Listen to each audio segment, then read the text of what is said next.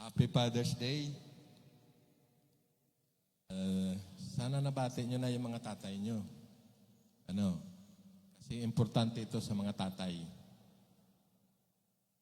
Kaming mga tatay ay minsan lang kami magtampo tuwing Father's Day lang. Kaya sulitin nyo yung pagbati nyo. At napakahalaga ng papel ng isang tatay sa pamilya. Isipin nyo na lang kung wala kayong ama, ano kaya? Diba? Sinong magpo-protect sa inyo? Sinong magpo-provide sa inyo? Sinong mag-guide sa inyo? Sinong susundo? Sinong magbibigay ng baon? Ang dami yan. Naalala ko nga, para sa akin, gaano kahalaga ang isang ama. Pag umaattend ako ng graduation, laging nababati yung sakripisyo ng ama. Lalo na yung mga nag-OFW. Diba? Kaya yung mga anak ng OFW, intindihin nyo yung mga tatay nyo dahil gusto lang niyan naging maayos kayo. Kailangan yan. Kasi ganyan ang tatay. Ayaw niyang mapabayaan ang kanyang responsibilidad. At pag may inattenda naman ako na burol naman, halimbawa, yung nagka-problema yung anak, ang nasisisi din yung tatay. So, laging exempted ang nanay. Tatay lagi nasisisi, madalas. I hope you agree with me. Ganong kahalaga ang tatay. Pag maayos ang tatay, maayos ang pamilya. Amen? Pag medyo may kalokohan ng tatay, sabog ang pamilya. Kaya ngayon, pag-aralan natin yung buhay ni Noah bilang tatay. Ano yung mahalaga, pinaghahalagahan niya, at kailangan ding pahalagahan natin. Okay? So ang title ko ay Noah, A Father's Legacy. Bakit legacy? Sa mga tatay, importante ang legacy. Ano ang iiwanan? Tanong ko sa mga tatay, natanong nyo na ba sarili nyo, ano ang iiwanan nyo sa pamilya nyo? Huwag namang utang. Pera ba? Pag pera, after ilang years, ubos na. Lalo pa kung si Junior ay may kalokohan. So ano ang dapat iwanan na hindi nawawala? Siguro sa katapusan ng ating pag-uusap ngayon ay meron na tayong sagot kung ano yung ating legacy na iiwanan sa ating pamilya. Mga tatay, huwag kayong matutulog. Noah, A Father's Legacy. Ang ating pong take away or divine principle. Yan, divine principle. Kumbaga, take away yan. God looks down with favor, tandaan nyo yung favor, upon those who sincerely look up to Him in faith. Ulitin ko po, importante kasi yan. God looks down with favor upon those who sincerely look up to Him in faith. So mahalaga po ang faith sa ating relasyon sa Panginoon. Ang ating verse ay Genesis 6:9-22. Anyayaan ko po kayong tumayo as we read this verse. Ako na lang po ang magbabasa. From verse 9-22 except 15 and 16. Okay, you can read with me silently. Verse 9. Noah was a righteous man, blameless among the people of his time, and he walked faithfully with God.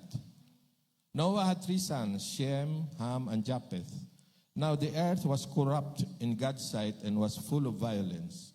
God saw how corrupt the earth had become, for all the people on earth had corrupted their ways. So God said to Noah, I am going to put an end to all people, for the earth is filled with violence. Because of them, I am surely going to destroy both them and the earth. 14, So make yourself an ark of cypress wood, make rooms in it, and coat it with pitch inside and out. 17, I am going to bring floodwaters on the earth to destroy all life under the heavens. Every creature that has the breath of life in it. Everything on earth will perish, but I will establish my covenant with you, and you will enter the ark, you and your sons, and your wife and your sons' wives with you. You are to bring into the ark 2 of all living creatures, male and female, to keep them alive with you. 20. 2 of every kind of bird, of every kind of animal, and of every kind of creature that moves along the ground will come to you to be kept alive. You are to take every kind of food that is to be eaten and store it away as food for you and for them. 22, Noah did everything just as God commanded him. The Lord will bless us with the reading of this word. Makakaupo na po tayo. Panginoon, maraming salamat po sa pagbasa ng iyong salita. Salamat sa buhay ni Noah, sa mga naunang ama namin, Panginoon. Salamat sa kanyang inspirasyon. Salamat din sa mga aral na matututunan namin sa araw na ito. Be with us, Lord. Open our minds and our hearts for new insights into the life of Noah. In Jesus' name we pray. Amen. Sino si Noah?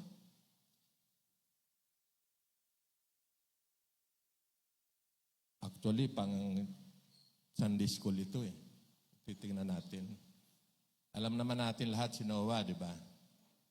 Ayan, sino si Noah?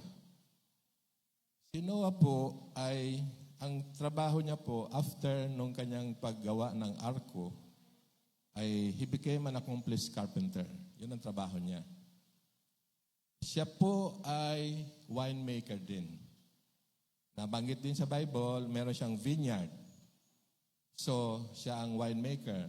Yung iba nga, na author, sinasabi siya daw ang nag-imbento ng alak. Pero dinidispute yan. Nalasing lang siya minsan. Pero siguro hindi siya ang nag-imbento ng alak. Okay. Nabanggit dito, yung character ni Noah, that Noah was a righteous man. Righteous man. Faithful. Walked with God. Righteous, walked with God. Yan po ang bibigyan natin ng emphasis ngayon.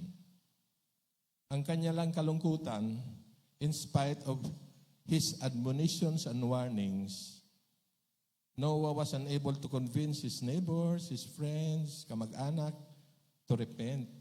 So as a result, they were all drowned in the flood. Malungkot. Dahil alam niyang may mangyayaring baha. Pinagsabihan niya naman, itong mga kakilala niya, hindi naniwala, namatay, siya lang nabuhay. So makikita natin ang pagkakaiba ng sumusunod sa Diyos. Ano yung triumph ni Noah? Yung kanyang obedience.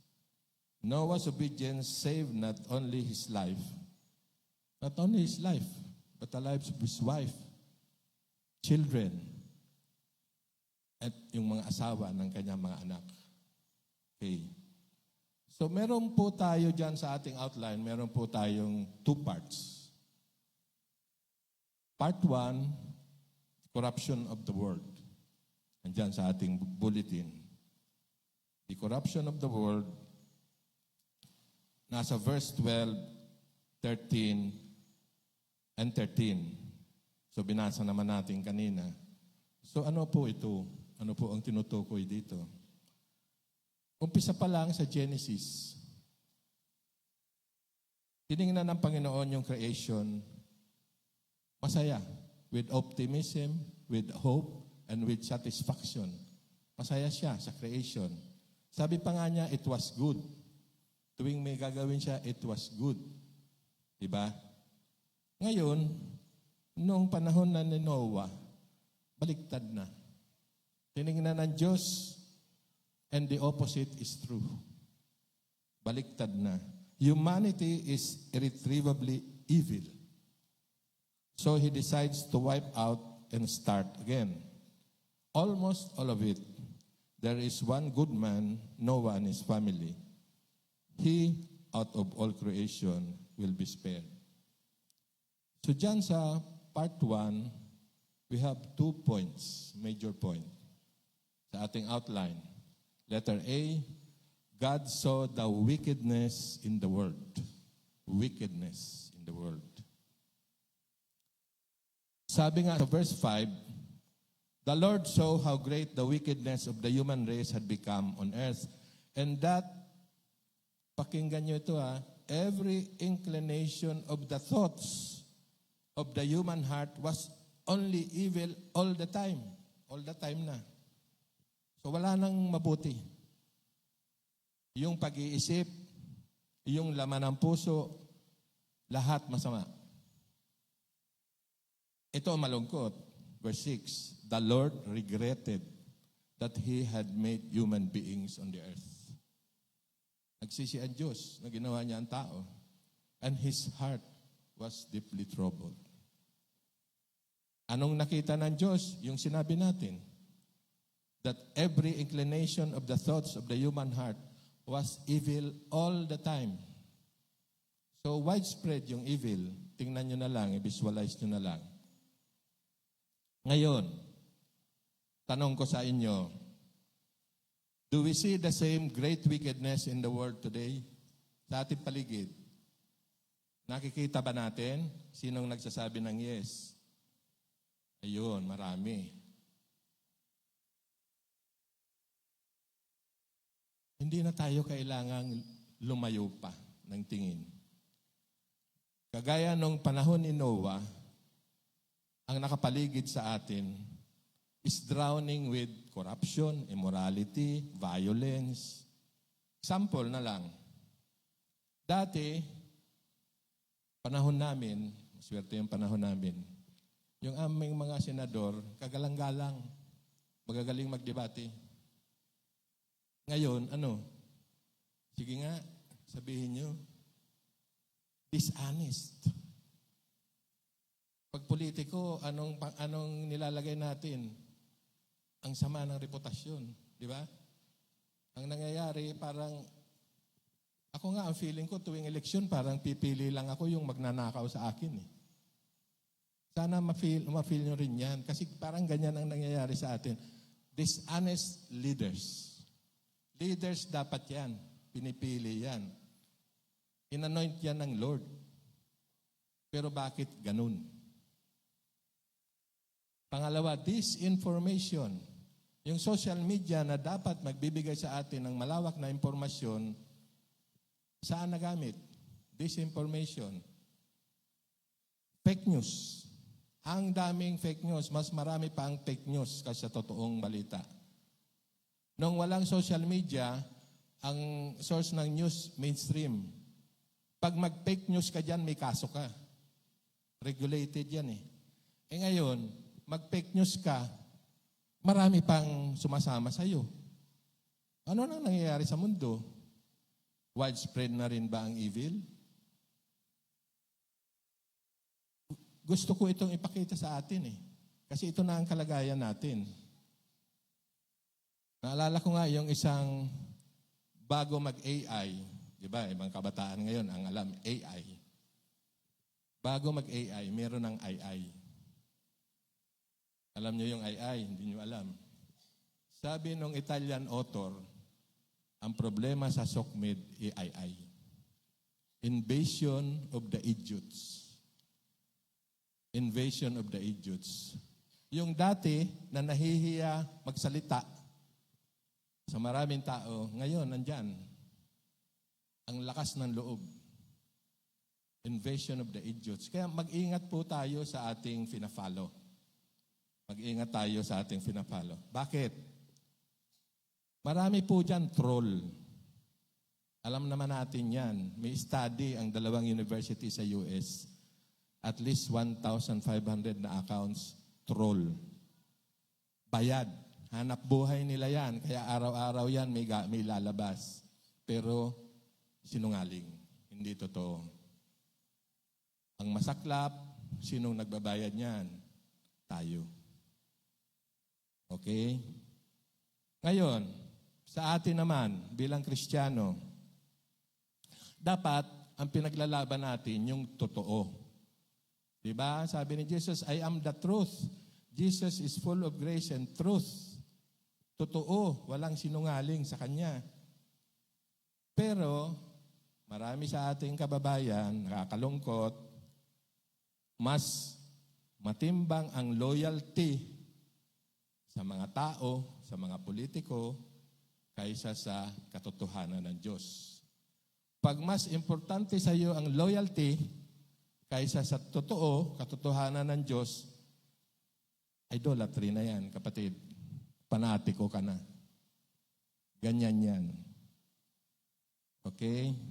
Magalit ka na sa akin, pero yun talaga yan. Idolatry. Pag yung loyalty, mas matimbang ka sa katotohanan na binibigay ng Diyos sa Biblia, that's idolatry. Fanaticism. Dapat, itong mga binuboto natin, tayo nga ang dapat employer eh. Di ba? Tayo nagpapasweldo sa kanila. So bakit natin pinagtatanggol yung mga kawalang hiyan nila? Dapat nga, pag gumawa sila ng kabalbalan na hindi tama, tatanggalin natin sila. Hindi yung ikaw pa ang sumasama sa kalokohan nila. Di ba? Ang laking ewan ko kung anong tawag dyan. Idolatry. Sana hindi ka pa nakakarating dyan. And worst, you become who you worship. Kung wino-worship mo na sila na parang idol na mas mataas pa sa Diyos, nagiging gaya ka sa kanila. Hindi mo lang nahahalata. Pero sinasabi ng mga ka-Facebook mo, ano nang nangyari kay kapatid? Bakit na siya ganyan? Okay? So, ganito. Kailangan malaman natin saan ba nanggaling yan. Saan nanggaling? Sinong may pakana? Para maging conscious tayo. Kasi ito, kaya ko binibigay sa atin, bihira ito pag-usapan sa church eh. Okay? Pero kailangan alam naman natin ang dapat nating tinatahak, ang pinaglalaban, at kung ano ang iiwasan. Yun lang naman ang akin. Saan ito nagsimula? Nagsimula ito, Genesis 3, full of man. Kaya nagkasala ang tao. Okay? Naalala nyo, sabi ng God, yung serpent is the most crafty animal of all animals. Okay? Anong sabi ng ahas? Anong sabi ng serpent na nag-represent kay Satanas? Sabi kay Eve, hindi ko nga alam ba't pinili si Eve. Sana si Adam na lang. Baka si Adam may dalang taga, kaya natakot siguro siya, baka tagain siya. Si Eve ang kinausap. Sabi kay Eve, sinabi pa talaga ng Diyos na huwag kang kumain kahit sa ang puno dyan sa garden. Anong sabi ni Eve? Sinabi ng Diyos na pwede akong kumain sa lahat, puwera, except yung tree in the middle of the garden. Tama naman. Yan na naman ang sinabi ng Diyos. Okay, ito na. Yung segunda ng kaaway. Ito ang iingatan natin. Kasi very subtle siya. Anong sabi niya? Hindi ka naman, kasi sabi ni Eve, sinabi yon at pag kumain ako nung sa gitna na puno, na bunga ng puno, ako ay mamamatay. Siguradong mamamatay. I will surely die, sabi ng God. Kinontra yun ng kaaway. Hindi ka naman talaga mamamatay. Ang totoo, magkakaroon ka ng knowledge of good and evil. That is the biggest lie. That is the original lie. That's why Satan is called the father of lies. Okay? Dapat maging conscious lang tayo. Fall of man pa lang, andun na yung father of lies. Okay? So, dahil dyan, tayo ay maging maingat. Kasi maraming kumakalat na kasinungalingan. Hindi nga natin napapansin eh. Okay? Tingnan mo, after that, doon sa Genesis 3, ang sabi diyan, bakit bumigay si Eva? Kasi nakita ni Eva, nakita ni Eve, that the fruit na pinagbabawal is good for food. Lust of the flesh. Is good for, is pleasant to the eyes. Lust of the eyes. And is good for gaining wisdom. Pride of life. Dito, pumapasok palagi ang kaaway. Lust of the eyes, lust of the flesh, pride of life. Binanggit yan sa dyan eh. Umpisa pa lang, doon na. Yun na. Kaya tayo, mga kapatid, mag-ingat tayo. Diyan pumapasok ang kaaway. Okay. Sabi sa Isaiah, lilituhin pa niya tayo eh. Ang galing niya manglito. Dahil nga, sabi nga, di ba, siya ay, sabi sa Isaiah 5:20, nakalagay dyan sa ating notes, woe to those who call evil good and good evil, who put darkness for light and light for darkness, who put bitter for sweet and sweet for bitter. Ang woe, sa English, ang Tagalog, kawawa ka naman. Kawawa ka naman pag tinawag mong evil ang good. At pag tinawag mong good ang evil. Kawawa ka naman pag nilagay mo yung darkness for light and light for darkness. Kawawa ka naman. Okay? Kawawa ka naman. Ano pa?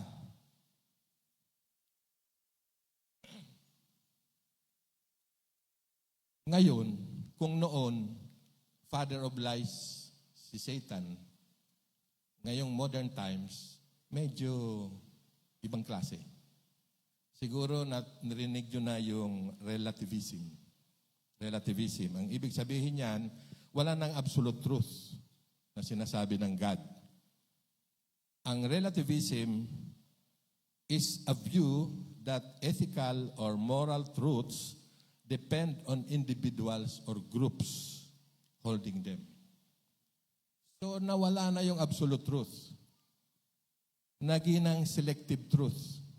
Halimbawa, itong grupo ng manginginom, mahilig uminom, kahit Christian na, ang lakas pa uminom, sasabihin nila, hindi naman kami umiinom, nagfe-fellowship kami.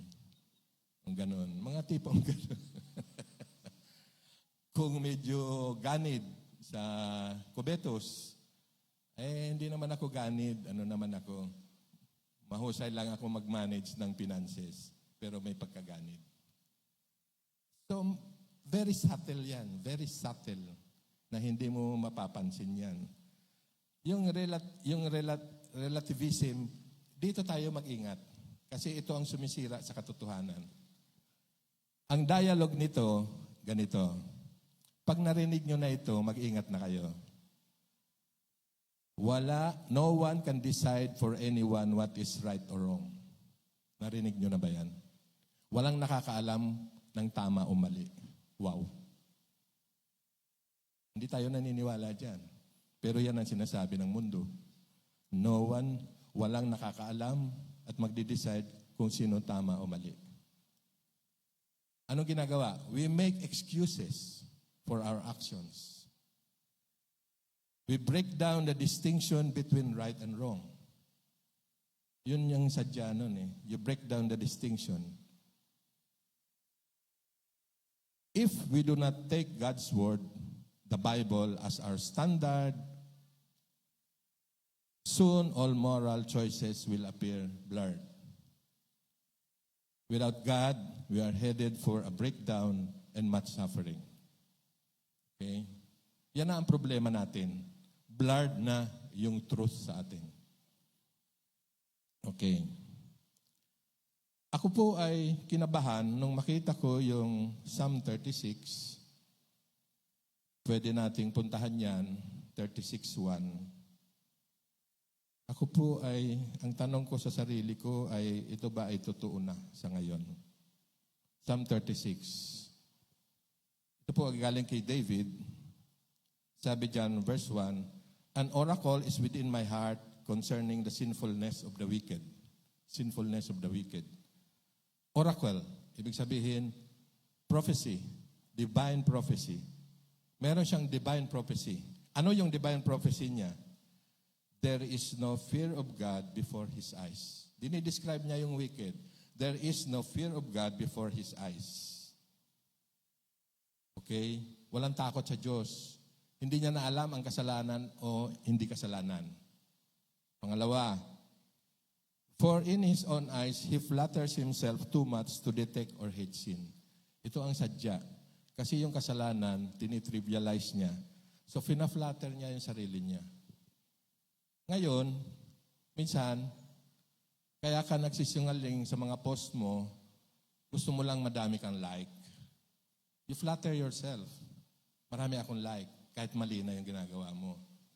So mag-iingat tayo sa mga flattery. Kasi yan ang galaw din ng kaaway yan.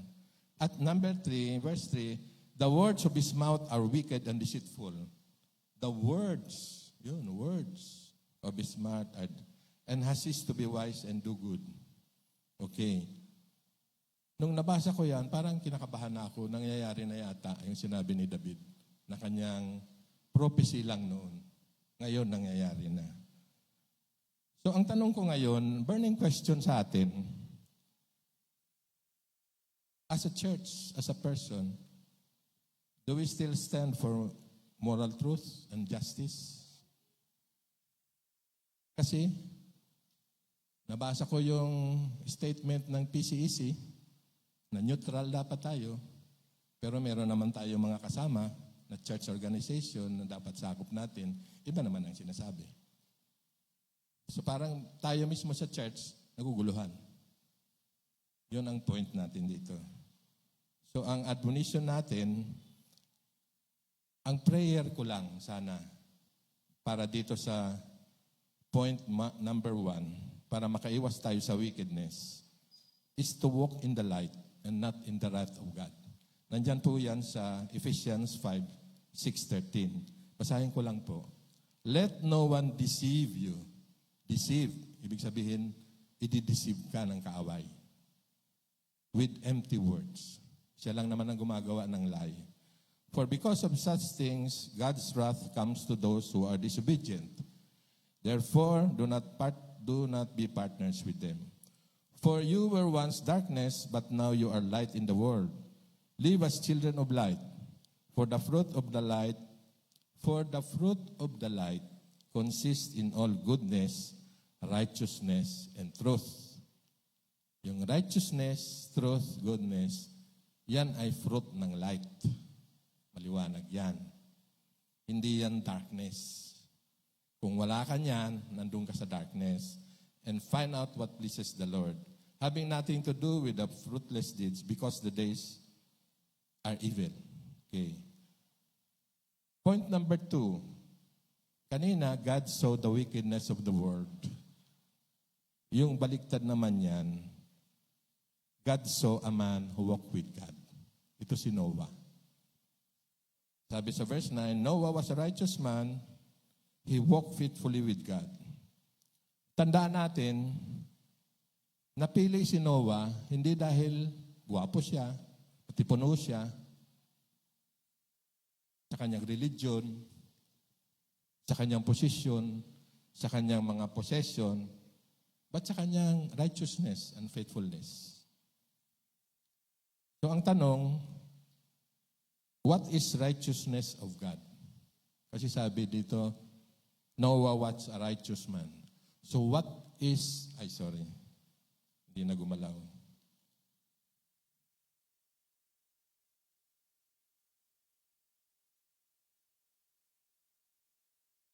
What is righteousness of God? Hindi pa yan. Hindi pa yan, balik mo, J. Mark. What is righteousness of God? Romans 1:17. Yan, dyan muna. For in the gospel, the righteousness of God is revealed. Ano itong righteousness of God?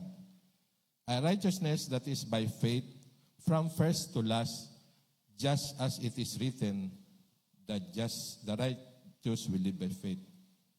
Sabi dito, a righteousness that is by faith from first to last. Ano ibig sabihin ng from first to last? Alam ba natin yon? Okay, explain ko.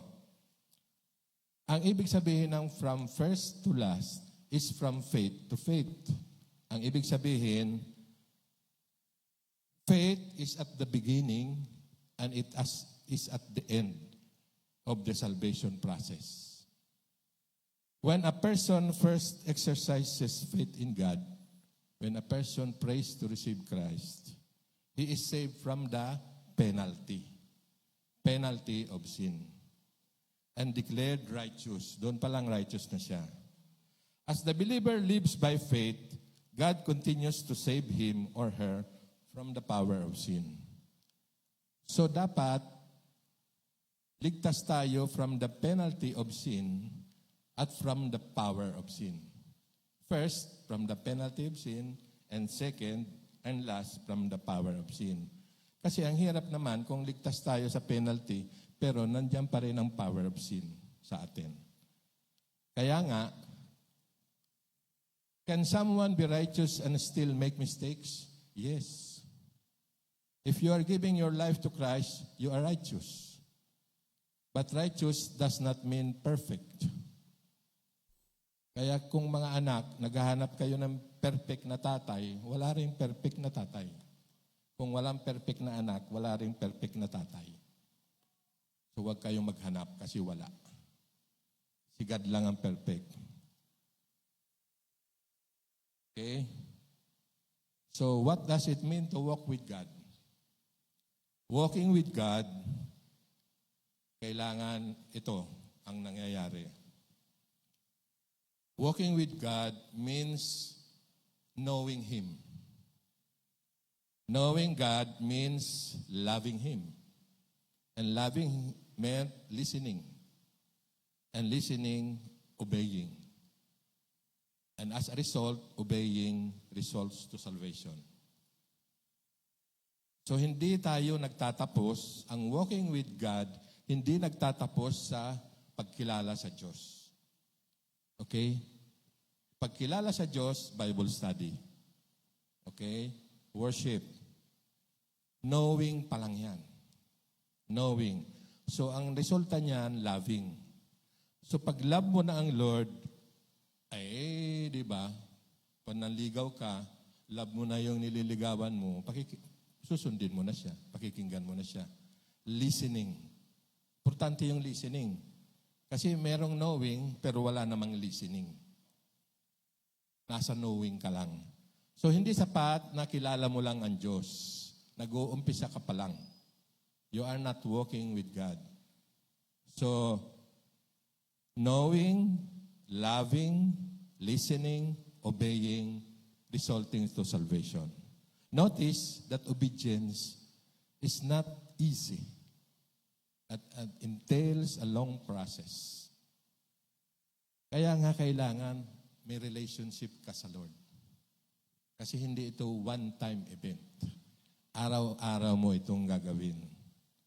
Pansinin nyo ito. Yan.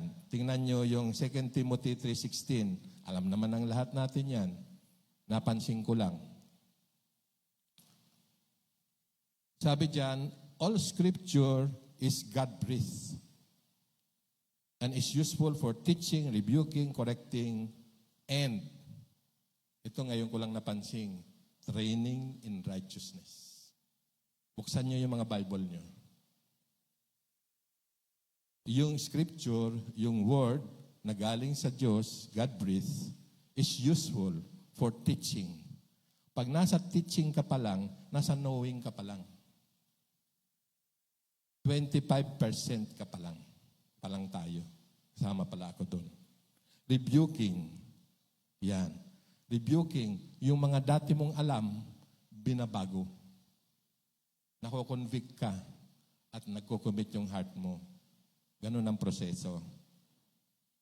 Correcting, inaayos. Inaayos na, tinatama. And training in righteousness, ito ang gusto kong i-point out. Ang training is continuous, consistent, to conform to a certain standard. Pag-training in righteousness, araw-araw, ginagawa mo. Okay? Ang basihan mo yung Word of God. Araw-araw. Araw-araw yan. Experience of faith yan.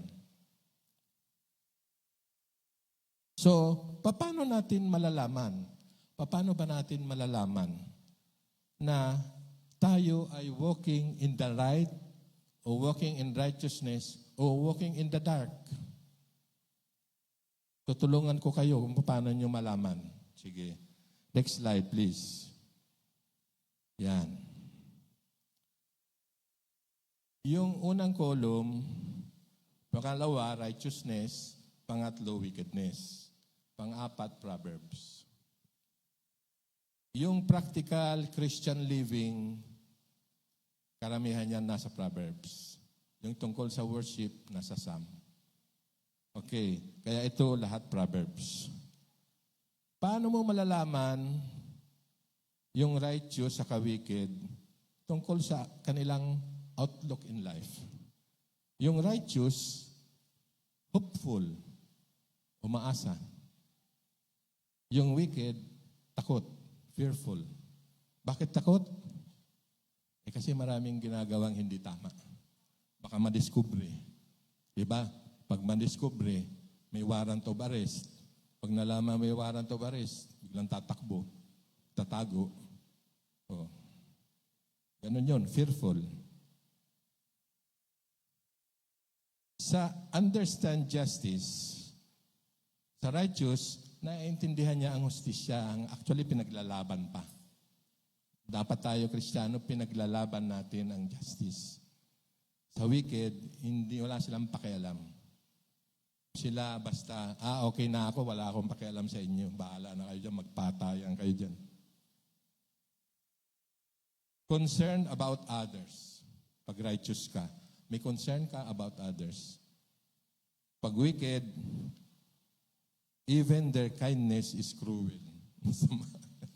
Even their kindness is cruel. Grabe naman to. Response to life. Ang righteous ay pinag-iisipan muna bago gawin. Gives thought to their ways. Ang wicked puts up a bold front. Ang wicked, maangas lang. Sabi, maangas. Pero duwag naman. Yan. Persevere against evil ang righteousness. Wickedness brought down by calamity. Okay. As seen by others.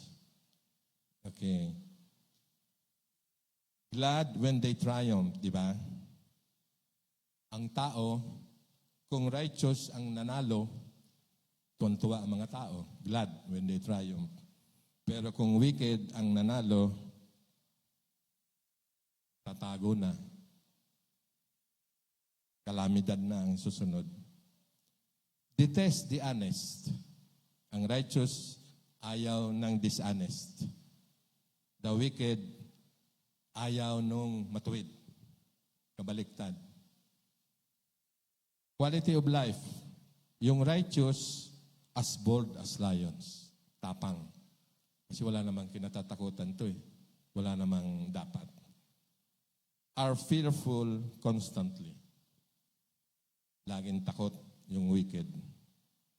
And lastly, righteous, no harm befalls them, and the wicked are in constant trouble. So, ang liwanag naman kung saan natin gusto. Di ba, mga kapatid? Okay. 1 John 1:5, God is light. God is light. Ang Diyos ay ilaw. In Him there is no darkness at all. If we claim to have fellowship with Him and yet walk in darkness, we lie and do not live out the truth. But if we walk in the light as He is in the light, we have fellowship with one another. So sabi ng Psalm, sa mga tatay, ito ang malagang papel natin sa pamilya. Dapat tayo ang nagpapakita ng righteousness, ng faithfulness, walking with the Lord sa ating pamilya. Kasi tayo ang leader. Tayo ang nasusunod, di ba? Kung anong sinabi natin, nasusunod, di ba? Hindi ko alam kung hindi na ganoon. So sabi sa Psalm, the Lord loves righteousness and justice. Loves righteousness and justice. So dapat tayo rin. Sa Psalm 89:14, righteousness and justice are the foundation of your throne. Foundation ng throne is righteousness and justice. Kung boboto tayo, kayo magagalit sa akin hindi lang yan karapatan bumoto. Pag Kristiyano ka, ang boto ay paninindigan para sa katotohanan at kabutihan. Ulitin ko po, magalit na. Ang boto ng isang Kristiyano ay hindi lang karapatan, kung hindi paninindigan. Sa matuwid, sa hostisya, at sa totoo. Kasi dapat pinaglalaban natin yan. Yan ang foundation ng throne ng Diyos natin. Pag may throne, may king, may kingdom, kasama tayo doon. And lastly, Psalm 96, sabi diyan, He will judge the world. Ang Diyos will judge us according to righteousness and the peoples in His faithfulness. Maraming tayong lesson of history. Maraming leader na muntik na nilang masakop ang buong mundo, pero at the end of the day, nasaan sila? World War II, remember Hitler, nasaan? Anong dulo? Marami yan na nag-ambisyon ng matataas, malalaki. Anong dulo? Pag hindi righteous, patay ka. Hindi maganda ang ending mo. Ang maganda lang ang ending, yung mga righteous. Yun lang ang magandang ending ng buhay. Ang mga tatay. Okay. Part 2, kanina, the corruption tayo, corruption. Ngayon naman, the construction of the ark. Diba? Ang maganda sa Bible characters is that it brings God's promises to life. So pag pinag-aralan natin si Noah, gusto nating makita ano yung lumulutang o nangingibabaw na promise ng God. Ako nakita ko, kasi nga pinagawa siya ng arko, ang ginawa ni Lord, prinotektahan siya. Niligtas siya. Di ba? Sabi, gumawa ka ng arko kasi magbabaha para ligtas ka. Siya lang niligtas. So sinabi ng Lord, gumawa ka ng arko, may parte rin si Noah, ginawa nga niya. Ganun lang naman ang relasyon natin. May sasabihin siya, may gagawin siya, may ginagawa rin tayo. May part din tayo, hindi pwedeng siya lang. Okay. So nandyan sa verse 14 yan. Gusto ko lang bigyan ng pansin. The ark symbolized the place of refuge, not only from calamities, even our enemies. Para sa isang tatay, ako, kaya kong proteksyohan ang pamilya laban sa kalamidad. Pag lumindol, tatayo pa rin ang bahay mo. Pag magbagyo, ako sanay sa bagyo, tumatayo pa rin ang bahay kahit mawala ng bubong. Lahat na kalamidad, pwedeng itayo ulit. Pero pag kaaway, ang pumasok sa bahay, mahirap kalabanin. Okay? So mas importante na bantayan natin, protektahan natin ang pamilya sa kaaway. Kasi magaling ang kaaway, masipag. So let me introduce to, nandyan naman yan sa inyong bulletin, Psalm 91, 1 and 2. That is God's promise of divine protection. Divine protection, hindi lang siya protection from calamity. Sabi diyan, he who dwells in the shelter of the Most High will rest in the shadow of the Almighty. I will say of the Lord, He is my refuge, my fortress, my God in whom I trust.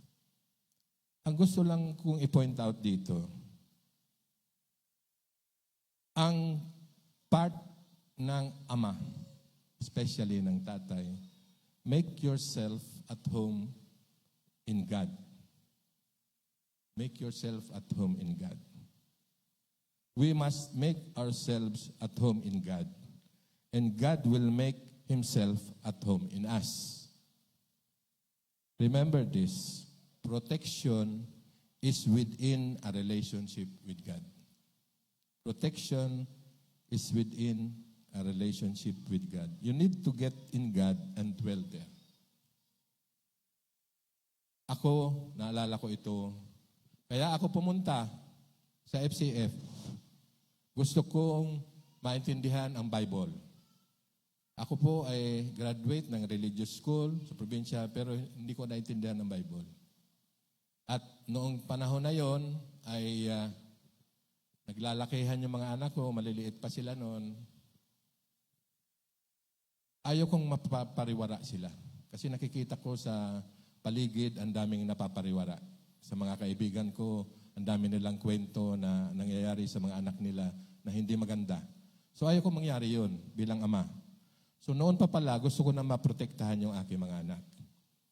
At sa ngayon, malaki akong pagpapasalamat at hindi talaga ako nagsisisi na pumunta ako sa FCF dahil dito ko nakuha yung protection ng mga anak ko. Okay? Saan? Word of God. Kasi pag alam nila ang tama at mali, napupulis nila yung sarili nila. That's the best protection we can give. I-introduce sila sa Word of God. Malaking bagay yung Sunday School.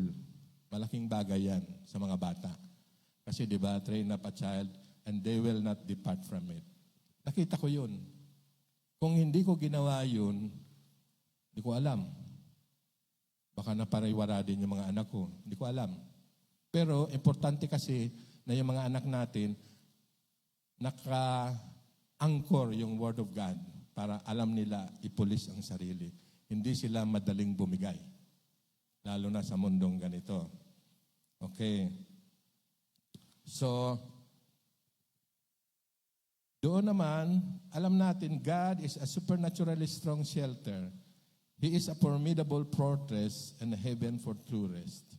We need to learn to dwell in the shelter of the Most High and rest in the shadow of the Almighty. Pangalawa, God is faithful to prosper the future generation. Kanina, to protect. Pansinin mo, pag protect ng Lord, nagpo-provide din siya. Sabi niya kay Noah, gumawa ka ng ark. Hindi naman nag-alaga si Noah ng mga hayop. Di ba? Bigla na lang nagdatingan yung mga hayop. Galing yun sa labas. Hindi yung galing kay Noah. Pag ang Lord nag-protect, He also provides. Umpisa pa lang, Genesis pa lang. Bago gawin ang tao, prepare na yung mga kailangan niya. So ganun ang faithfulness ng Lord. And lastly, ito, to prosper the future generation. Chapter 9, verse 11. Never again will all life be destroyed by the waters of the flood. Never again will there be flood to destroy the earth. A covenant for all generations. Si Noah ay may covenant sa Lord, hindi lang tungkol sa kanyang pamilya. It will cover future generation. Tayo mga tatay, ang buhay natin hindi lang para sa pamilya natin. Pwede tayo maka-impluwensya ng future families ng mga anak natin. Dapat ma-realize natin yun. Ganong kalawak ang impluwensya natin. So after the flood, God makes a covenant or a promise to Noah. God promises never again to send a flood, and He gives Noah and his descendants the earth to look after. So the story of Noah ends with a great promise or a nice ending, with a reconciliation between God and His creation, and with a sign of God's love written in the sky. From now on, the great sign from God was not the rain, but the rainbow. What does this story say about God's blessing work within the family? Pansinin natin sa Bible, sino ang binigyan ng covenant ng Lord? Si Noah, si David, si Abraham, si Moses. Anong napansin nyo? Lahat lalaki. Lahat tatay. Bakit? Kasi mga tatay ang binigyan ng malaking impluensya at malaking responsibilidad sa pamilya, even the future generations. So with that, dyan po ako nagko-close. And let me close with a story. Ako po ay pumunta sa FCF sa amin pong angkan, wala pong tumitiwalag sa dating simbahan. Ako po ang una. At alam ko niyo po kung paano nagalit yung magulang ko. Pero ngayon po, ako'y natutuwa sa ngayon dahil talagang hand of God na binigyan ako ng courage naman. At ako ngayon natutuwa, na-realize ko, nadala ko na dito yung na-sharean ko na ng good news yung aking kapatid, si Heidi, saka si Manny. Andito na yung kanyang pamilya, pati yung mga anak ni Manny, sila Grace, ganito, pati yung kapatid ni Carlo, nandito na. Hindi ko naman po binalak yun, sa totoo lang. Pero nangyayari. What I'm trying to point out is that gawin lang natin mga kapatid yung pinagagawa sa atin, lalo na tayo mga tatay. At magugulat na lang tayo na yung pamilya natin ay unti-unti nating nadadala sa Panginoon. And I think that is the best legacy that we can give family. Okay? So ngayon po, nag-overtime na ako. Ang aking conclusion po ay ganito. God responds to us as we respond to Him. God responds to us as we respond to Him. Kung tayo po ang magdadasal, pero ang dami nating ginawang kabaluktutan, at hindi naman tayo nagsisisi, hindi tayo pakikinggan ng Diyos. God responds to us as we respond to Him. So we decide how close God will be. We decide how close God will be and how much affection He will be able to show us. God rewards us according to our righteousness.